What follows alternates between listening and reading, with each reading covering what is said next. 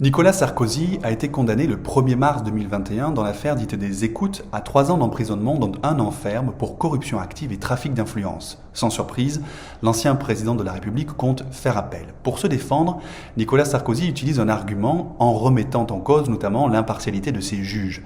Il est vrai que l'impartialité de la justice est un principe fondamental et qu'il est protégé par la Convention européenne des droits de l'homme que la France a ratifiée et qu'elle a donc l'obligation de faire respecter.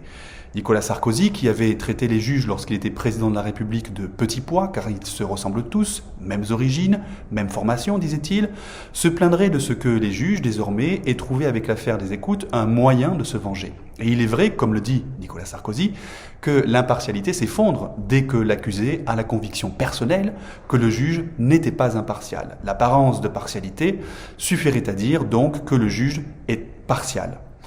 L'ancien président menace donc de saisir la Cour européenne des droits de l'homme pour faire reconnaître cette partialité. Sauf qu'à regarder de plus près les raisons que la Cour européenne des droits de l'homme retient habituellement, le cas Sarkozy laisse peu de chance à Nicolas. Car encore faut-il que cette apparence de partialité soit confirmée par un observateur objectif, nous dit la Cour. De ce point de vue, il n'est pas sûr que cet observateur aurait le même avis que Nicolas Sarkozy.